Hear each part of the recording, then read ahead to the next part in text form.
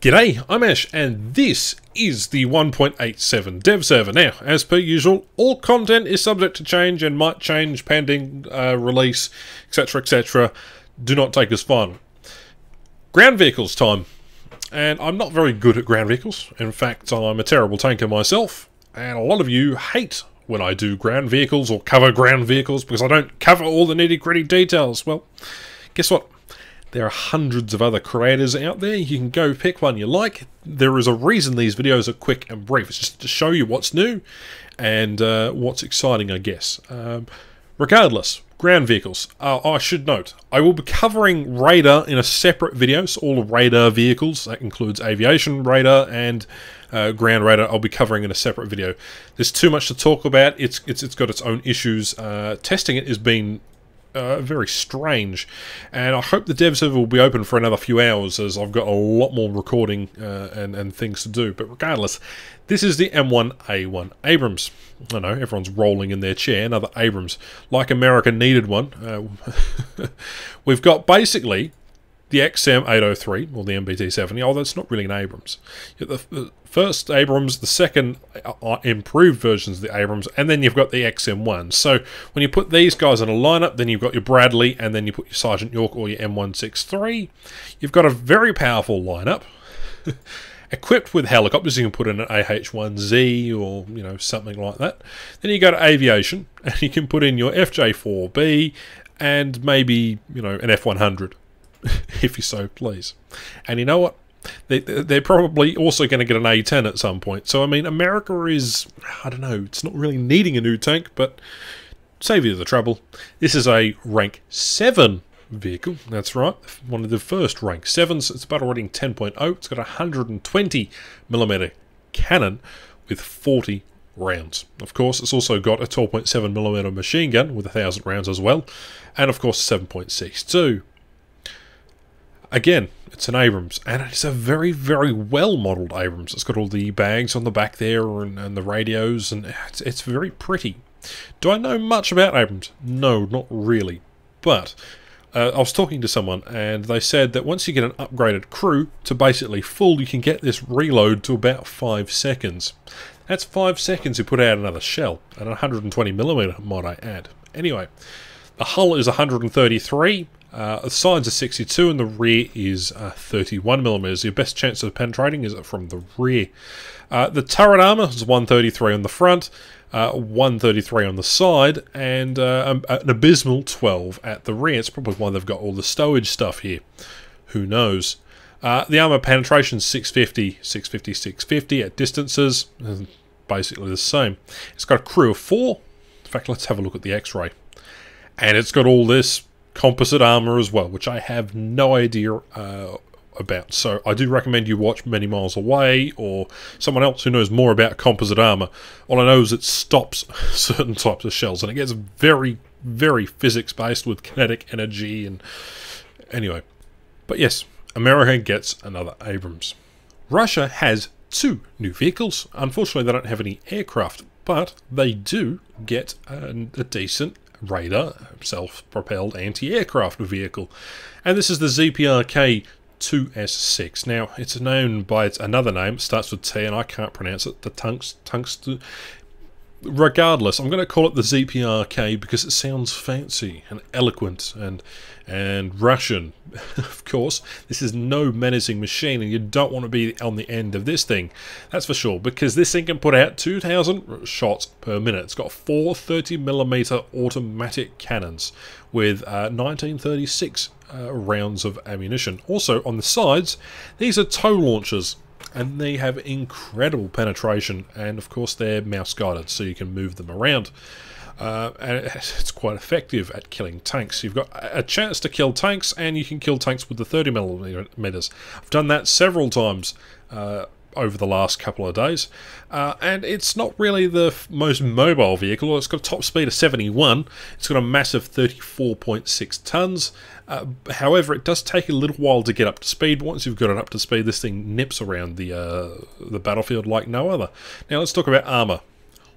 Basically, the heaviest and thickest armor is the structural chassis steel on the road wheels. This thing could be, you could sneeze in this thing's direction and it would basically just disappear. It's got a maximum of 9mm all the way around. You can pen this thing with anything, you know, a light machine gun, basically anything. In terms of X-ray, there's 3 crew in the turret, and there's 1 in the hull. Most of the ammunition is also in the turret, so keep in mind, but and again, this doesn't really matter. Now, I'll cover this vehicle properly with its radar potential in another video. So we're going to move straight on to another new tank that the Russians get. This is the T-80U. It's a rank 7 battle rating 10.0 vehicle. So it's got a 125mm gun like the other T-80. However, it's also got a 12.7mm machine gun and a 7.62 machine gun, which again the other vehicle does have as well.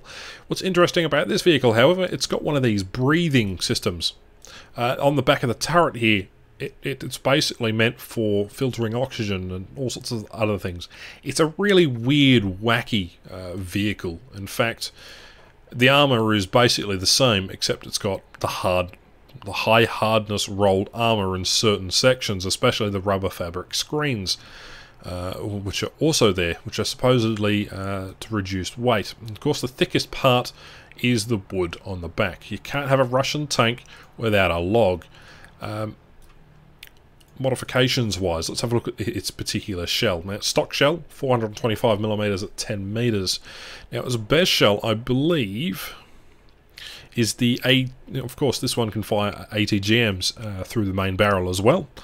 650mm of penetration across the board, and then it's also got regular shells too. 479mm of penetration for the 3BM42, and then you've got a heater fez shell, which is 550mm of penetration. So it really depends on what you want to go through at the time. Of course, it also has a smoke grenades. I believe it has smoke shells. No, it doesn't have smoke shells. Does it have anything else? Oh yes, it's got the ESS system as well, the emergency smoke system, I believe they call it. And yeah, that's basically the T-80U. Britain gets a Challenger 2, finally a worthy main battle tank for Britain. Although it isn't up to a speed like the Abrams per se, it certainly does the bloody job. It's got a 120mm cannon with 50 rounds. It's got 7.62mm machine guns, 2 of them with roughly 2,000 rounds per gun. Top of that, it's also got the smoke launchers on the top, and well, it is a gorgeous looking vehicle. It's nothing more than an impressive looking vehicle, but will it stand up to the test? It's a 62-ton vehicle, so this is a bit on the heavy side, and its max speed is 56 kilometers an hour. Again, this thing's got 4 crew, 1 in the hull and 3 in the turret commander, and a loader and a gunner. And it is beautiful. Let's have a look at modifications. You'll all be itching to know what the modifications with this vehicle are. It starts off with a shot L23A1, and I haven't bought all the modifications. I honestly can't be bothered. It takes a long time. The best shell you do get, however, is the, well, I'd say that the L26 is your best shell, with a roughly 469mm of penetration at 100 meters. Again, not the greatest, but you do get a laser rangefinder, and you do get the ability to unlock smoke shell as well as smoke grenades, and you can also have artillery support as well. A bit of a defensive fire vehicle, I have to say, but definitely a worthy contender to Britain as a top tier. It's a pity we didn't get helicopters as well for the Brits. Regardless, let's move on to Japan. Now, Japan only gets 1 vehicle, like Britain, except this one is premium. Now, unlike its other counterpart in tree, which I haven't actually bothered to unlock, the Type 74, this thing, it looks a little different to the premium counterpart, that's for sure. Here is the premium counterpart. It's got side skirts, it's got extra armor, there's a lot of more equipment on board. Slightly heavier. I have driven this vehicle. It is 37 tons. Its max speed is 53 kilometers an hour. It is a little bit sluggish compared to the other Type 74, although with the extra side skirts it provides a little more, I guess, protection from small arms. It's got a 105mm L7, a gun with 50 rounds, a 12.7mm machine gun, 70 7.62mm machine gun with 5,500 rounds, plenty of ammunition there, and a 66mm smoke grenade launches ×6. So fantastic, I do say. In terms of modifications, it's a premium. What does it come standard with? Well, you've got a decent selection of shells. Holy hell. You start off with the M735, which is 360mm at 10 meters. You've then got a hash shell, 427mm across the board. And you've got a HEAT-FS shell, which is probably going to be the most used shell, is 400mm across the board at a distance of 0, well, angling of 0. Of course, it's got a smoke shell. We don't really care about smoke shells. And of course, then there is the AP-FSDS shell with about 403mm at 100, well, basically 100 meters. Of course, it comes with a rangefinder. You've got artillery support. You've got a smoke shell. You've also got the smoke grenades. It's a very viable vehicle, and of course you can either go with one cannon, 2 machine guns and smoke, or you can just go with the standard loadout, I guess, if you wanted that ability. Let's have a look at the armor. Well, of course, it's not exactly the greatest. 80mm max. Of course, on the sides it's 35, on the rear it is 25. The turret armor currently is not modelled in game. Although it says it's 100mm on the stat card here, it doesn't actually show. So on the side, 132, and on the rear, 37. Not bad, but also not the greatest, considering you're basically top tier. So compared to the other Type 74, you get 10mm of rolled homogeneous armor, basically side skirts, covering the tracks there. So that'll be additional armor, I guess, to help improve the vehicle overall. And that's basically it for Japan. Now, last but not least, unfortunately France doesn't get any love this patch in terms of tanks, but again they do get a lot of things. They get a supersonic jet and helicopters, so you can't really complain. Italy finally gets the Ariete. This is the P model. This is a rank 6 vehicle, battle rating 9.7. It's got a 120mm Beretta gun with 42 rounds. It's got a 7.62mm machine gun with 6,500 rounds. It's a turret rotation of 38 degrees. Its hull armor is 40. Side armor is also 40, and a rear is 20mm. Turret armor again is a little bit bugs, and of course we've got all that composite armor and things as well if we go into X-ray, as you can see here. So again, I'm not really going to go into the composite armor. Again, it doesn't really matter when you've got shells that can penetrate 500 to 600mm, but then again, I suppose anything is better than nothing, right? Of course, it's got rolled homogeneous armor, 45mm on the front. On the side, it's got 10mm, and at the rear, it's also got roughly 30mm in total. From the top, which I haven't done with any of the other vehicles, is about 35. On the engine deck, there is 20mm.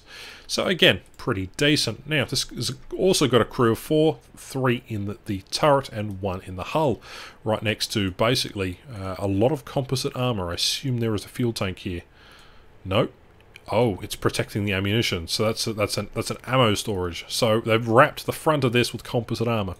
Interesting, very interesting. And of course, there's the shell ejection point right there. Fantastic.